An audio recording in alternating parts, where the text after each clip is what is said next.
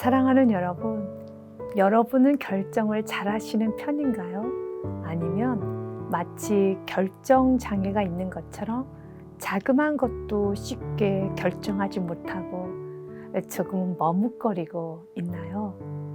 식당에 갔는데 메뉴를 빠르게 결정하고 나 이거 하는 사람도 있는데 메뉴판을 연구하듯이 한참을 보고 있는 사람도 있죠. 물건을 고를 때도 쉽게 결정하지 못하는 경우도 있죠. 여러분은 어떠신가요? 햄릿 증후군이라는 말을 들어보셨나요?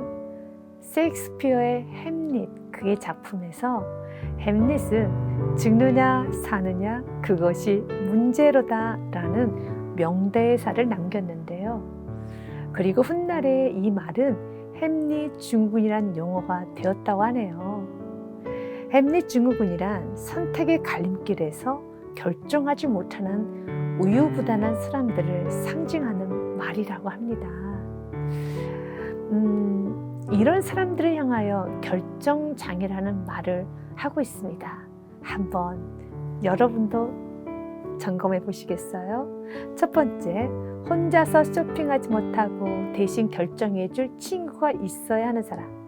두 번째, 식당 메뉴를 선택하는데 30분 이상 걸린 적이 많으며 타인이 고른 메뉴를 그냥 먹을 때가 많은 사람. 세 번째, TV 프로그램을 선택하지 못해서 채널 변경을 반복적으로 하는 사람. 네 번째는 누군가에게 선택을 강요받는 것에 극심한 스트레스를 느끼는 사람.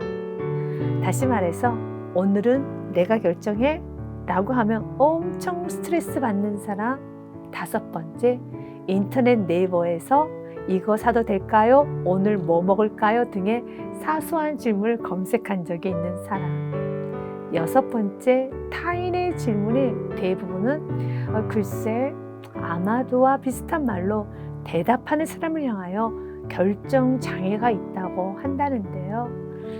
몇 가지 예시를 가지고 결정 장애가 있다, 없다 하기는 좀 그렇죠. 사실 우리 모두에게는 어떤 부분에 있어서는 결정 장애가 있지요. 그리고 결정하는 것을 어려워하는 사람을 향하여 무조건적으로 아유 답답해 할 수는 없습니다. 그만큼 신중하다는 뜻이 될 수도 있습니다. 이제 우리는 다시 결정 장애가 있다고 할 만큼 신중해야 할 문제와 그렇지 않은 문제를 잘 구분할 수 있는 지혜를 구하면 어떨까요? 우리의 삶 속에서 결정을 잘못해도 괜찮은 것들이 있습니다. 예를 들면 짜장면을 시켰는데 짜장면이 맛이 없고 짬뽕이 맛이 있을 때가 있고 그럴 때는 다음에 짬뽕을 먹으면 되는 것이죠.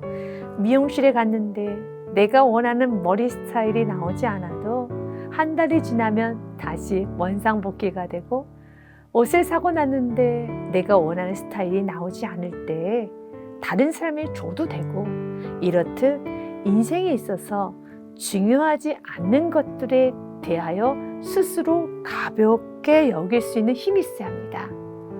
점심 한 끼 원하는 음식과 맛을 느끼지 못했다 하여 하루 종일 툴툴거리며 내가 다시는 가나봐라 하며 하루 종일 생각을 하고 있으면 사람들이 아주 답답하게 여기는 결정장애가 되며 스스로 또한 매게 됩니다. 그럴 때는 이렇게 하는 겁니다. 괜찮아. 내일은 다른 거 먹으면 되지. 괜찮아. 다음에는 이거 사면 되지. 괜찮아. 내일은 이렇게 하면 되지. 라고 입으로 툭 털어버려서 매이면 안 됩니다. 그러나 진짜로 신중하게 생각하고 또 생각하며 결정해야 하는 것들이 있지요. 토마스 칼라일의 말처럼 선택은 순간이지만 그 결과는 영원하다. 선택에 따른 결과가 있기 때문에 신중하게 선택을 해야 할 경우가 있습니다. 가볍게 넘겨도 되는 문제는 가볍게 넘길 수 있는 지혜가 있어야 하겠습니다. 신중하게 선택해야 할 것에 에너지를 집중할 수 있었으면 좋겠습니다. 그리고 선택을 잘하기 위해서는 단단한 성경적 가치관을 가지고 있어야 한답니다. 성경에서는 선택을 잘하여 복된 인생이 되는 인물들이 있지만 선택을 잘못하여 어그러진 인생도 있지요.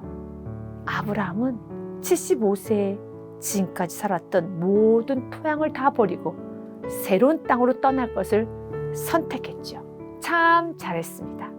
그리고 그 결과는 믿음의 조상이 되었고 그를 통하여 하나님의 영광이 드러났으며 후손들이 복을 받게 되지요.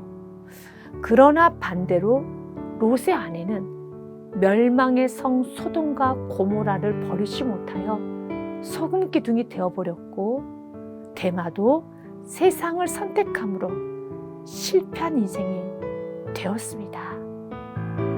그래서 우리는 매 순간 나의 뜻이 아닌 하나님의 뜻을 선택해야 합니다. 하나님의 뜻이 희미할 때는 신중하게 기도를 해야 합니다. 하나님의 뜻이 명확해질 때까지 끝까지 고민하고 또 고민하며 기도해야 합니다. 그 모습이 어떤 사람이 보기에 답답해 보인다 할지라도 우리는 끝까지 기도해야 된다는 것입니다. 그리고 말씀을 통하여 하나님의 뜻이 분명하다면 아브람처럼 멋지게 떠나야 합니다. 그 결과는 찬란합니다. 행복입니다. 형통입니다. 오늘 이 밤에 가볍게 선택해도 될 문제를 잘못 선택해도 인생에 전혀 영향을 주지 않은 것들은 그냥 넘길 수 있는 은혜가 있었으면 좋겠습니다. 툭 털어버리셔야 됩니다.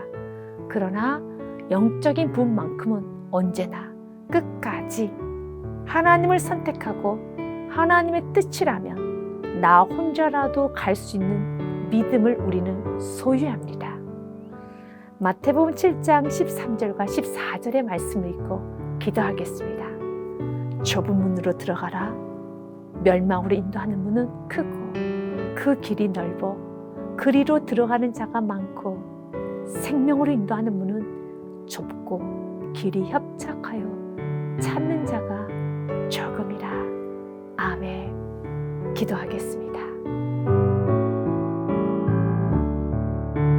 사랑의 하나님, 실수하여도 잘못 선택을 하여도 괜찮은 사소한 것들이 있습니다.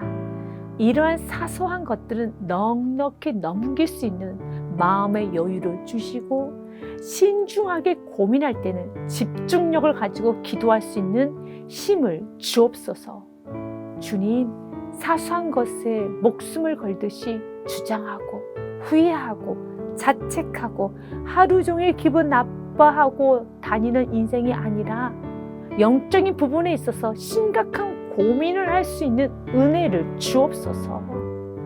주님, 나에게 말씀의 가치관을 주사 바른 선택을 날마다 하기 원하오니 명철함과 분별력을 주옵소서. 그리고 결정을 했으면 주저하지 않고 아브라함이 익숙했던 모든 삶에서 떠나서 새로운 땅을 향하여 나아갔던 것처럼 나도 강하고 담대함 허락하사 순종하게 하옵소서. 두려워하는 것이 아니라 하나님을 믿는 믿음으로 도전하는 인생이 되게 하여 주옵소서. 그리고 때로는 도전하며 나아가는 길에 넘어졌다 할지라도 그 넘어짐은 실패가 아니라 다시 일어서면 되는 것임을 알고 예수님의 손잡고 다시 일어서게 하여 주옵소서. 사람들의 박수 소리에 안정감을 얻는 인생이 아니라 주님이 아신 바 되었음에 미소 짓는 나의 인생이 되게 하여 주옵소서.